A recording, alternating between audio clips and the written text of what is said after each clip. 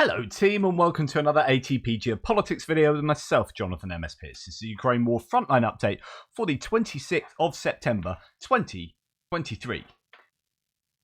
Not an awful lot has happened on the front line. Not unusual these days. They say war is where nothing happens until something, everything happens all at once. Nothing happens every day and everything happens all at once. Something like that. Well, there is an element of that. There seems to be a lot quietening down in other areas outside of the hot points.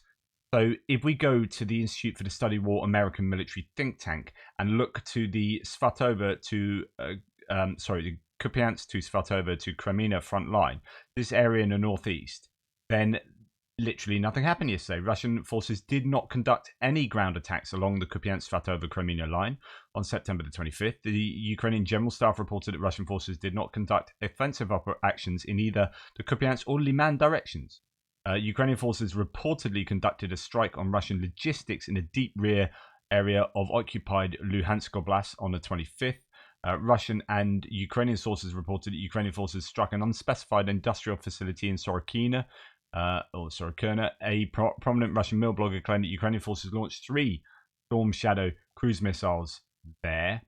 So this is actually somewhere back here once that renders. So I need to find that, but I'm fairly sure it's in line with Horlivka. So nonetheless, there's Horlivka. So that's still in Luhansk? Yes, it is, because that's Donetsk coming up there. So this is Sorokyna just back there. This is where they struck. I mean, you can see that's really about as far away from the front lines as you can get within occupied territories, apart from maybe the south of Crimea or Crimea in general. So this is, striking quite far back into Russian occupied territory there and taking out quite a large warehouse structure or factory, as was, not quite sure, but it looks like something significant exploded back there. Right, let's go further to the south, I guess. Here is the map key, in case you don't know what the lines mean on my map. Pause the video if you want to check them out. So yeah, essentially very quiet in the northeast. What does that tell you about the Ukrainians? What does that tell you about the Russians? So the Russians aren't committing troops. Are they thinking about elsewhere now? There was talk about a big brewing counter-attack from the Russians up there. Is it that the Ukrainians are not wanting to waste resources up there? It's all about really what's going on down in the south and to some degree what's taking place in Bakhmut. We're going to go to Bakhmut now, where we'll start to the north in Orikhovo-Vasilivka. There were claims that the Russians had taken Orikhovo-Vasilivka. I said that there was a little bit of Russian advance there possibly, and then that was dialed back to exactly where they started the day after on deep state maps, the yellow line there. Claims about Orikhovo-Vasilivka would be pretty large claims there. We come to the ISW. Ukrainian forces continued offensive actions near Bakhmut yesterday, but did not make any confirmed gains. So Ukraine is not making confirmed gains, but the Eastern Group of Forces spokesperson Captain Yevlash stated that Ukrainian forces liberated an additional 2 kilometers of territory in the direction. So no confirmed gains means that ISW can't find video evidence or anything to confirm that. Doesn't mean it didn't happen. Just that there's no videos on social media and places like that. So anyway, the Ukrainians are claiming they've taken 2 kilometers. The Russian MOD claimed that elements of the Russian southern grouping of forces repelled Ukrainian attacks near Myolska. That's to the south of Bakhmut. We'll look at that a little bit. Russian mill bloggers claim that Ukrainian forces attempt to break through Russian defensive positions along the railway east of Klishchivka. We'll have a look at that in a second. Another Russian mill blogger claimed that Ukrainian forces counterattacked near Orikhovo-Vasilivka after Russian forces reportedly captured the settlement. Although ISW has still not seen visual. So when they say have still not seen visual confirmation, they've been claiming that for a couple of days. I'd not really realised that, but yeah, the Russians are claiming they're taking that. I'd say that would be very unlikely that that's happened, given that there's no visual evidence of that at all, and you expect someone like Andrew Perpetua to be picking up shelling at that area. If Syriac maps knew that that was taken, then they'll be reporting that, or at least if the Russian MID were fully admitting that or claiming that. And if there was visual evidence, that would certainly be out there. Russians would be shouting about that. So I doubt that's happened. And the lines are probably where they appear to be on the map there. So that's happening up there, or not, as the case may be. Let's come down to Klishchivka, where the Russians are being pushed back behind the railway line, as according to Andrew Perpetua. So his change to the map is not significant, as in not sizable, not a huge change, but it is significant. And the significance is that the Russians arguably don't have control over the embankment here, the railway embankment, the tree lines, and the dugouts and tunnels that exist along this railway line as it comes down to the south and meets up with Andriivka and then Kurdyumivka. So if we look at what Andrew Perpetua has, that actually the Russians aren't controlling the embankment until possibly around here, and then going down towards Andriivka, and then the Ukrainians appear to have control of it there on in, and probably down to Andriivka, and then halfway to Kurdyumivka. So even if there's only a tiny bit of gain for the Ukrainians, it can be quite significant, and that means it's now open fields after that. Well, it won't be open fields. There'll still be dugouts in the tree lines and whatnot. But this is where the Ukrainians will be able to work on the Russians with their artillery. They might not have an artillery advantage yet in Bakhmut, but it is active and able to support them, and the mortars as well, as we've heard from Russian sources too. So yeah, some gains for the Ukrainians around Klishchivka, albeit small. Might be further gains. There's not a lot of news coming out of there. Then we come on down to supposedly some activity around Mayorska, the railway line that's down here, that splits into two, goes up, and the canal comes up there as well. So possibly some repelled activity there. And then we come on down to Avdiivka and Opytne. So Opytne is this small town just north, or small village north of the airport, where there was some activity over the last couple of weeks. The Ukrainians supposedly, they have taken control of all the tree lines here, which they are significant defensive positions. And there were claims that they're taking Opytne that seemed to have been false. Anyway, according to the ISW, really not a lot of activity taking place there. However, some of the other sources do state that things have taken place north of Opytne. So new footage posted by the Ukrainians shows that Ukraine has advanced further near Opytne, north of Donetsk, than originally thought. And actually, Global War Monitor here has half of the village in the grey zone. The Ukrainians controlling right to the edge of the village. So if we look here, none of the mappers really, I mean, possibly Andrew Perpetua's got the north, I guess, northwest of the village, not in Russian control, so in the grey zone. I guess Deep State has a little more, but none of them have the Russians pushed out of Opytne. So the Russians do control the most of that town. It could be that they've just been pushed a little bit further back. And indeed, no report says the area of control of near Opytne, south of Avdiivka, has been adjusted based on recently published geolocated footage. Ukrainians have widened the area of control, while the area under Russian control is reduced, changed to a grey zone, mainly in the centre of Opytne. So no reports there saying the center of Opytne is now grey zone. Good news for the Ukrainians, I guess, there. And then coming down, there is talk about Mariinka from Andrew Perpetua here. It says repeated Russian shelling shows that Ukraine controls more of the northern part of Mariinka.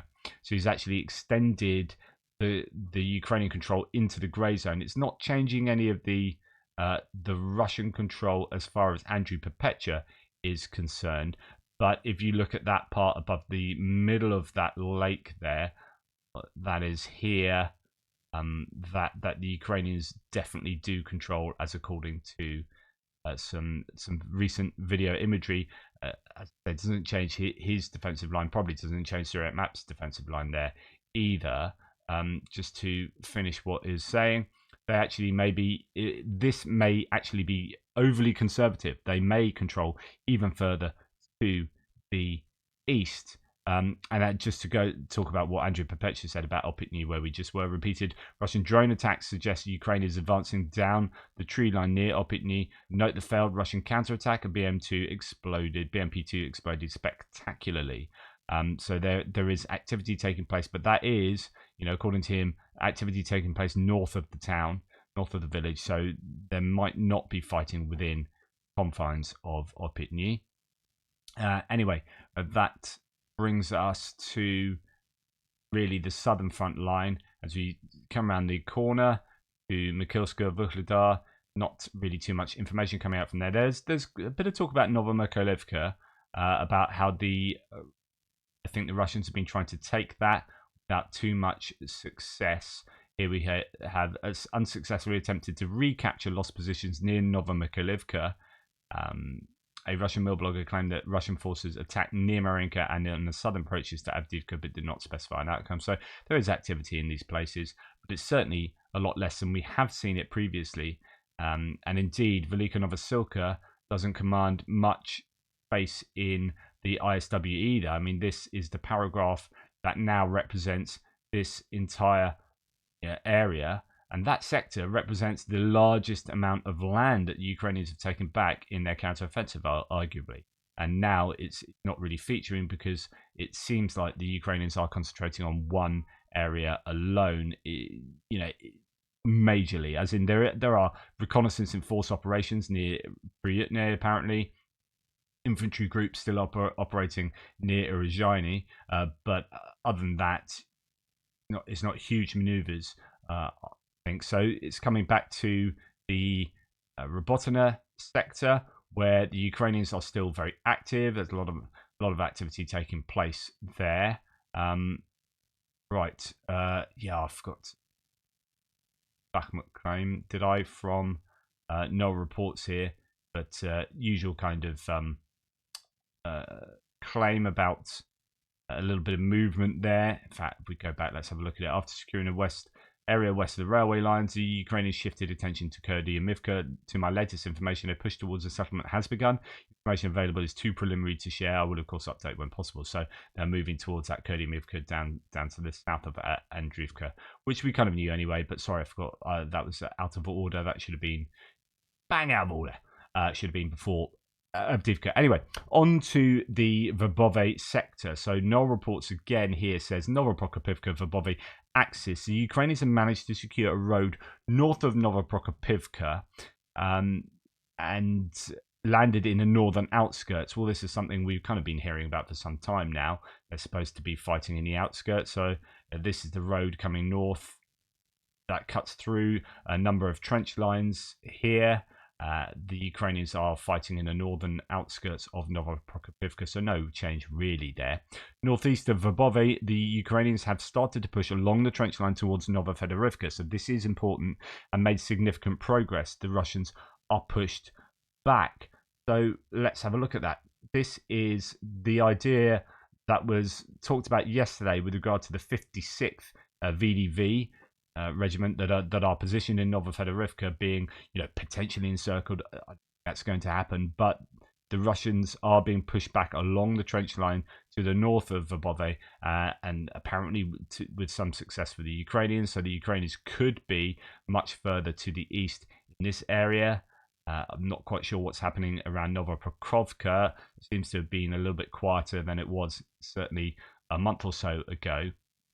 And then, of course, there's Verbove itself. So it's not just about moving down. This is a tank ditch there, moving down that trench line, but it's about moving through Verbove that acts as a kind of, there's an opening between the tank and the manned trenches that allows you to get behind the Russian defenses and then cause merry havoc. Now, they are also moving to the south along this line here, this manned trench line as well. The Global War Monitor says the Ukrainians in the forest and wooded area north of Novoprokopivka have been fully clearing the Russians from that area. And that further to the east, the vehicles of the Ukrainian armed forces have been seen entering and then leaving the town of Verbove. And this is what's actually reporting from Ukraine was saying. Now, I was reporting yesterday that Andrew Perpetua, for example, was saying this vehicle that they're talking about, he doesn't think was a Russian vehicle. Was a Ukrainian vehicle, was more likely to be a Russian vehicle. So the idea is that there was a Ukrainian vehicle that was kind of struck as it was coming out of Verbove. The claims were that this was a Ukrainian vehicle, and that shows that the Ukrainians are in the northwestern outskirts of Verbove, as you can see from reporting from Ukraine here. And if you go back in their video, that's because largely, drawn from the idea that this vehicle was exiting Verbove. But if it was a Russian vehicle, then obviously that changes everything. And it wasn't that the Ukrainians are in the northwestern outskirts, it's that the Russians are there, and that was some kind of attacking vehicle. I don't know, it could be a captured Russian vehicle. They were saying it's not a Andrew Perpetua saying it's not a BMP-2, it's more likely a BMD, which is generally used by the Russian VDV. All kind of makes sense. So lots of arguments that pertain to where the Ukrainians are in this area. Are they in Verbove? There are claims coming from a lot of Russian sources that the Ukrainians control half of Verbove. And if they do, I was talking to you about that yesterday, if they do, then that is incredibly significant. But there just doesn't seem to be an awful lot of evidence to corroborate either way where the Russians are and the Ukrainians are at the moment. So I guess keep an open mind as to where the Ukrainians are. They are, one would assume, making some success here, although the ISW talks in this area that there isn't a huge amount of. So the Ukrainian forces conducted offensive operations but did not advance on September the 25th. So they're saying the Ukrainians didn't make any advances. A Russian source reportedly affiliated with the Russian VDV forces claimed 2 days ago that elements of the Russian 108th VDV division are operating against, quote, superior Ukrainian forces in the Zaporizhia direction without rotations or reinforcements. So this is yet another claim that the Russians are not receiving reinforcements. They're not allowed to do rotations, which means they're getting more and more exhausted. Their morale will drop, so on and so forth, and that will affect their performance. So yeah, they're getting neither reinforcements nor rotations, and the Ukrainians are, as they say, superior. Treat every claim with a healthy dollop of skepticism, but it's the sort of claim that we're seeing an awful lot from the Russians, and I think there has to be something in it when there are so many of these similar sorts of claims. Right, then when we go to the west to the Dnipro River, there is still activity on the islands there. The ISW says Russian sources claim that Ukrainian forces continue to conduct operations on islands in the Dnipro River on September the 25th. Russian mill bloggers claim that Ukrainian forces conducted active operations in the islands on the delta and are attempted to land on the left bank of the river. Well, that's nothing we didn't already know. So I'd say a relatively quiet day, really, for activity. The Ukrainians are very busy still hitting places with Storm Shadow missiles and Scout, which is good news because it means they still have those missiles. I wonder about the stocks they have of these really valuable cruise missiles. And there is news that they are going to get the German version in 3 months' time after they've had their programming changed so they can't be shot into Russia. My opinion would be, you know what, you should be able to trust the Ukrainians, because if they do end up firing them into Russia and you know about it, then you just say, well, we're not going to give you anything else. But to delay to change the settings, I think is probably not worth it in terms of Ukraine need those munitions as soon as possible, I would imagine. Anyway, as I say, that's pretty much that for today. Let me know what you think's going on. Let me know if there's any information I've missed, any news that you guys have gleaned from your own sources and whatnot. Take care, and I'll speak to you soon.